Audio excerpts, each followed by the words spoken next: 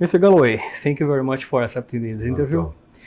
The first question that I have for you is, were you surprised with the outcome of the general election this year, with this our friend Tories losing their majority? Yes, I was surprised they lost their majority. I wasn't surprised that the result was very much closer than the overwhelming majority of pundits were predicting.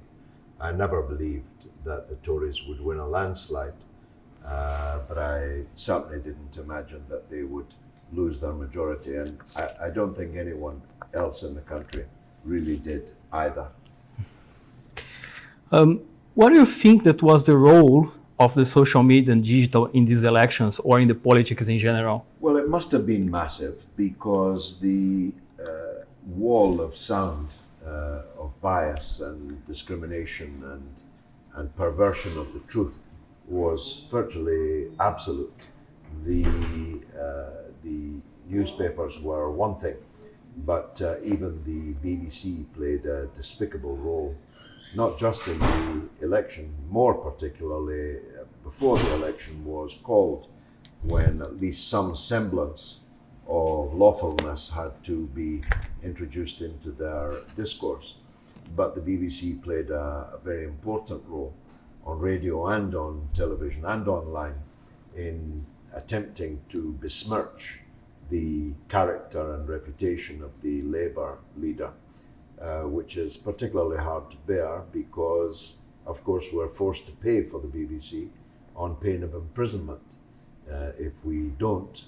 And the very least you can expect is a certain even-handedness, and we didn't get it. So the social media must have played a massive role. Facebook, Twitter, other forms of social media, and just guerrilla word of mouth, especially amongst young people. It became the zeitgeist to vote for Jeremy Corbyn, and thank goodness for that. And moving forward, how do you think that the social media now will be shaping the future of the politics, the next elections? Well, you know, by definition, it has to be more and more and more until it is everything, until the last editor of the Daily Mail is strangled by the last copy of the Daily Mail, when we shall truly be free.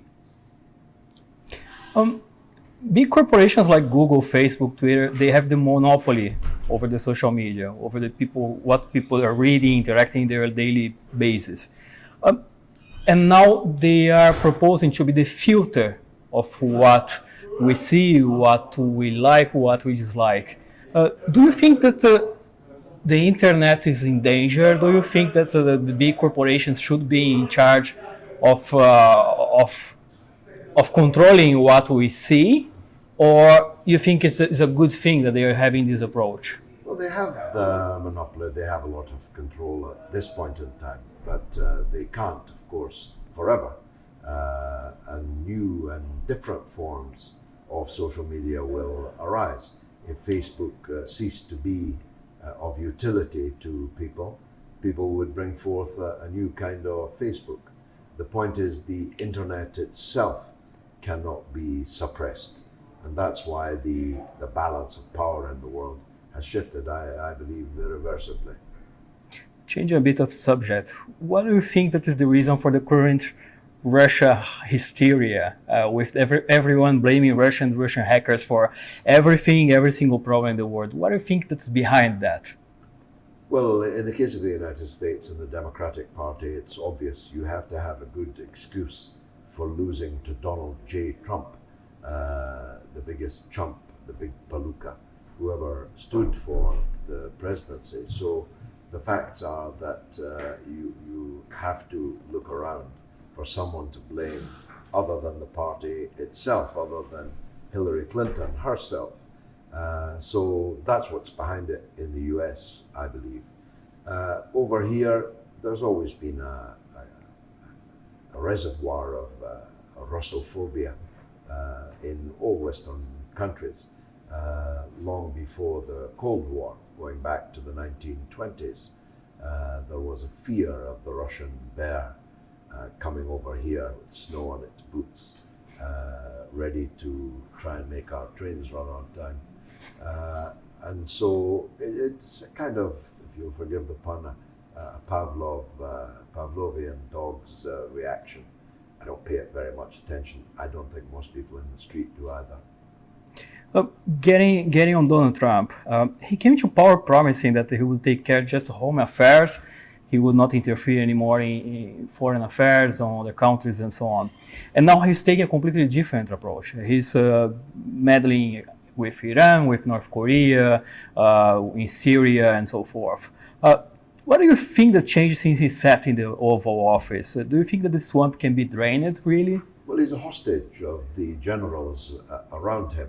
He's a hostage of the deep state who are out to get him.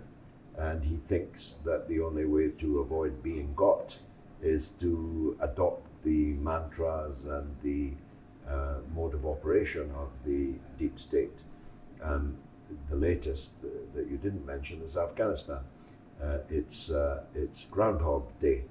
The Yanks are going back into Afghanistan in numbers as yet unknown, but going back, and I saw a general quoted today, they're going to annihilate the terrorists, as if that was easy to do, as if there was agreement on who the terrorists really are, and as if the generals who were there before him were not trying to annihilate the terrorists. It's the kind of mindset that accompanied the escalation of US intervention in Vietnam, which led to the deaths of millions of people, the chemical despoilation of the country, and a generation of people who absolutely hated United States military power.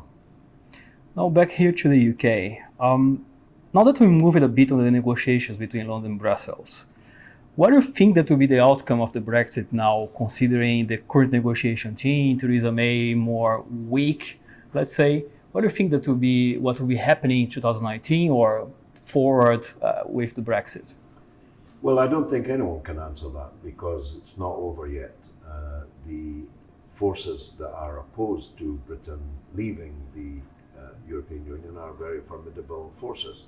They are big capital, big finance capital in particular, the City of London, the British industrial capital such as it is nowadays, the deep state, the BBC, Whitehall, most members of Parliament, and so on. They're all against Brexit. So these forces have not been defanged, and a lot of their fangs are financial. So I think there's bound to be some break in this logjam. I don't believe these people are going to go over a cliff silently. So they will try and reshape the British political landscape, and Tony Blair will be a significant player in that. He's bringing his own money to the table.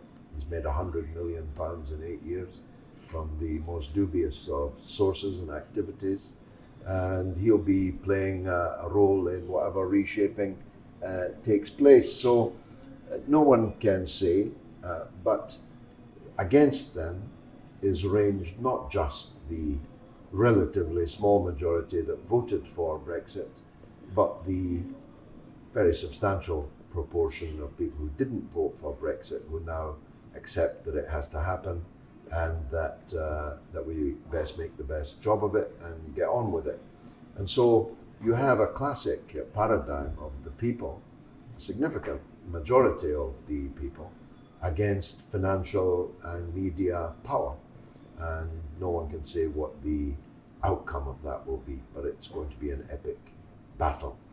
As for the negotiations, they're being conducted by probably the worst group of negotiators it's possible to imagine being assembled. They make Dad's Army look like James Bond. They are hopeless, hapless, completely lost. And as I listened to Boris Johnson with his upper class harumphing on Radio 4 this week, I despaired at the idea that at this moment of national trial and national significance, that we should be led by such a crew. Jeremy Corbyn, he came out of this election as he birthed Phoenix, right? in my opinion, I think that you share this opinion as well. Do you think that first he can keep his leadership of the party till the next election, and secondly, sustain the momentum and become the next UK Prime Minister? Well, I think that, I mean, he's not young, Jeremy, he's 68 now, but as long as God spares him and his health is maintained, he'll definitely lead Labour into the next election. And of course, one doesn't know when the next election will be. It's scheduled for 2022, but it's by no means certain that the government will last that long. So I'm pretty sure that Jeremy Corbyn will lead Labour, and Labour is ahead in the polls now, some 42-43% in the opinion polls. They're now being consistently over 40, which is what I think you have to be in Britain if you're going to take state power. And I'm very hopeful, very optimistic. What made you stand in Manchester Gorton?